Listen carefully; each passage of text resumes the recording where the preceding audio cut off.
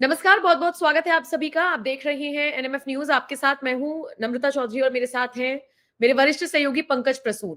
Social media पर एक video viral हो रहा है जो कि तमिलनाडु के चर्च का बताया जा रहा है और यहाँ पर एक शख्स दुआ कर रहा है नरेंद्र मोदी के मरने की, दुआ कर रहा है योगी आदित्यनाथ के मरने की, निर्मला सीतारमण को लेकर भी वो कुछ इसी तरीके की दुआ करता हुआ नजर आ रहा है और इन सब के बीच राम मंदिर को तोड़कर चर्च बना दिया जाएगा, ऐसी भी उसकी दुआ है। वायरल वीडियो की सच्चाई क्या है पंकज जी? जो दावा किया जा रहा है पहले मैं उसके बारे में बताऊं फिर बताता हूं कि सच्चाई क्या है।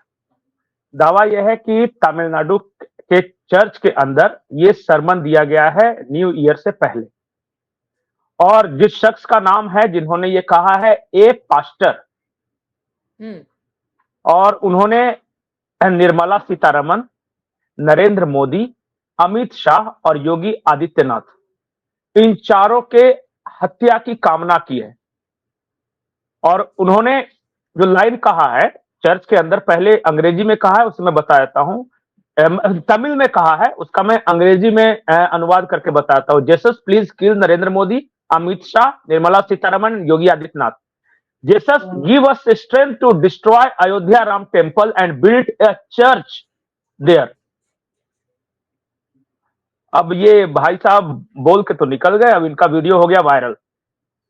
और मेन बात यह है कि तमिलनाडु से इस तरह की तमाम खबरें आ रही हैं, और वहां का के जो सत्ता में बैठे लोग हैं उनका भी आपने सुना होगा, वो भी क्रिश्चियनिटी फॉलो करते हैं। और उन्होंने कैसे हिंदुओं को या सनातन को एड्स की तुलना की, डेंगू की तुलना की उनसे। सनातन के उन्मूलन की बात भी वहीं से सामने आई। हाँ, नहीं, वो सिर्फ इरेडिकेट बोला कि समूल नाश, हम्म। सनातन के इरेडिकेशन की बात थी। तो सनातन को समूल नाश करने की बात जिस शख्स ने की, मुख्यमंत्री का वो बेटा है, बाद में उसे प्रमोट करके मंत्री बना दिया गया। और आरोप इस तरह के हैं कि तमिलनाडु में खास करके ईसाई तबका बड़े पैमाने पर धर्मांतरण भी कर रहा है मछुआरे समाज का, जो वहां पे जो समंदर किनारे रहते हैं ना, उसके बीच ये सब बहुत एक्टिव है। गरीबी है वहां पे, और ये लालच, लोभ वगैरह, बीमारी ठीक करने के नाम पे। और number of churches are increasing in Tamil Nadu.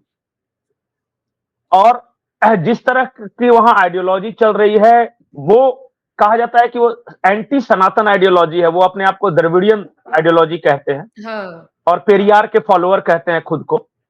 तो पेरियार के फॉलोअर ठीक है, मतलब वो आर्यों के खिलाफ थे, या फिर जो हमारा जो सनातन उसके खिलाफ थे, लेकिन पेरियार भी कभी चर्च के पक्ष में नहीं थे।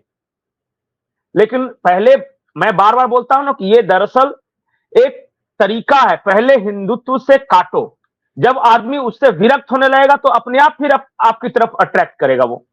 और ये आदिवासियों में भी आप देखिएगा, दलितों में भी देखिएगा, वो साउथ इंडिया में जो तमिलनाडु में हो रहा है वो देखिएगा।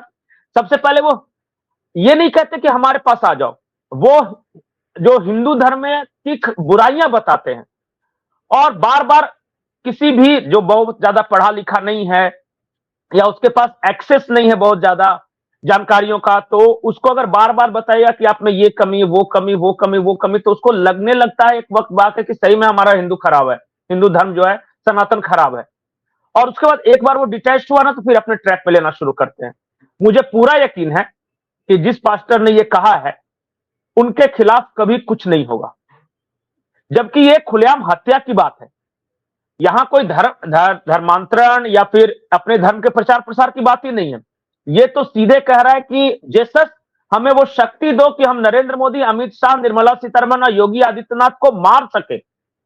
जेसस हमें वो शक्ति दो कि हम अयोध्या में जो प्रभु श्री राम का मंदिर बना है उसको मिटा सके, डिस्ट्रॉय कर सके, और वहां पे एक चर्च की स्थापना कर सके। ये सरेआम इंसाइटिंग वायलेंस के अंतर्गत आएगा। और मुझे लगता है कि दो तमिलनाडु के जो पास्टर हैं, मुझे पूरा यकीन है कि इनके खिलाफ कभी कुछ नहीं होगा, क्यों, जबकि इनका जो भाषण है या इन्होंने जो किया है वो सरेआम हिंसा के लिए उकसाता है। बिल्कुल वो बोलते अराजकता हैं कि फैलाने की बात कर रहे हैं ये तो। नहीं, बोल रहे हैं ये कि इस देश के प्रधानमंत्री नरेंद्र मोदी को, अमित शाह को, निर्मला सीतारमण को, योगी आदित्यनाथ कि हत्या करने की शक्ति दो, ये हत्या के लिए कह रहे हैं। दूसरा ये कह रहे हैं कि जो अयोध्या में सुप्रीम कोर्ट के आदेश पे जो राम मंदिर बना है उसको डिस्ट्रॉय कर दो और वहां पे एक चर्च की स्थापना करो। हे जीसस, मुझे ये शक्ति दो। तो ये दो समुदाय में विभेद पैदा करना, दो समुदाय में हिंसा को उकसाना, और तीसरा हत्या की साजिश रचना, ये तीनों धाराएं इन पर लग सकती है, लेकिन लग तमिलनाडु में नहीं सकती है, लगेगा। हाँ, लगाई नहीं गई है। नहीं लगेगी भी नहीं।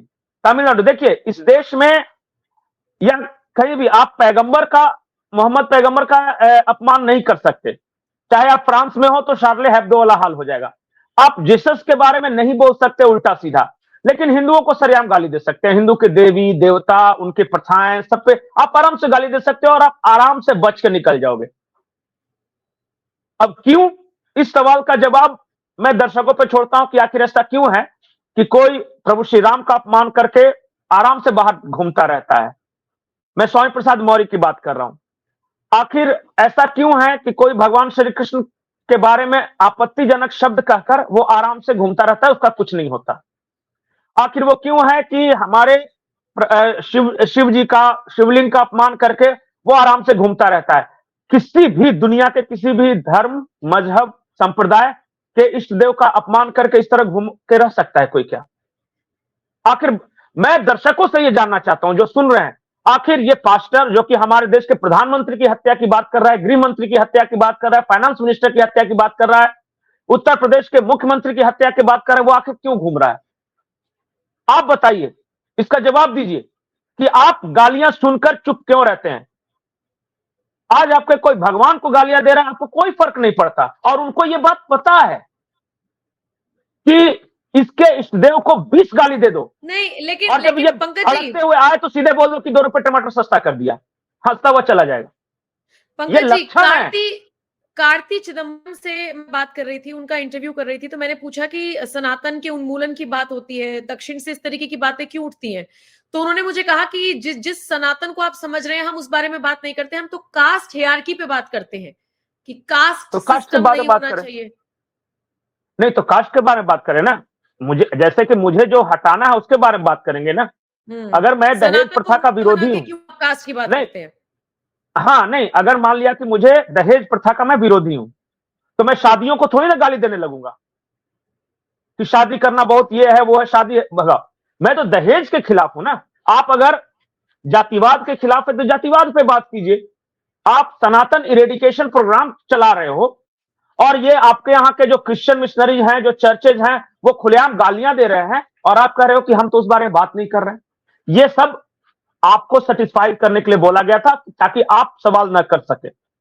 हकीकत यह है कि घृणा है, घृणा है मंदिरों के खिलाफ, घृणा है हिंदू देवी देवताओं के खिलाफ, और घृणा है हिंदू धर्म का पालन करने वाले लोगों के खिलाफ।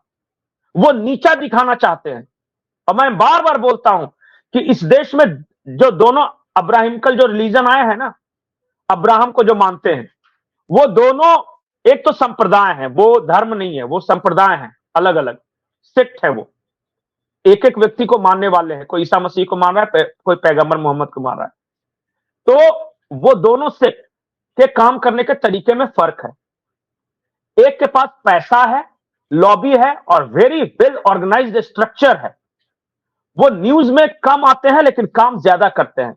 दूसरी जगह शोर शराबा है, सड़कों पर भीड़ है, पथराव है, मुंह में गालियां हैं, हिंसा है। वो करे या ना करे, बोलेगा बहुत। और मैं किसके बारे में क्या कह रहा हूं, दोनों का स्पष्ट अंतर यही है, लेकिन खतरनाक पहले वाला ज्यादा है। उनकी संख्या 3% है, इसलिए आपको नजर नहीं आ रहा है। जिस दिन वो दूसरे अब्राहमिकल की तरह 18% हो जाएंगे ना, तब समझ में आया कि वो कितने बड़ा जहर हैं। आप क्रिश्चियन मिशनरी को जानते नहीं। वो जिस दिन 18% हो गए, इस देश को बांट भी लेंगे और आप कुछ कर भी नहीं पाइएगा। ठीक है, ठीक है, दर्शकों के ऊपर छोड़ देते हैं। वीडियो के बारे में आपने जाना और इसको जिस तरीके से चर्चा की गई है, कमेंट सेक्शन में बताइएगा आपको ये पूरी चर्चा कैसी लगी और आप इस तरीके के लोगों की मानसिकता को लेकर क्या राय रखते हैं। नमस्कार।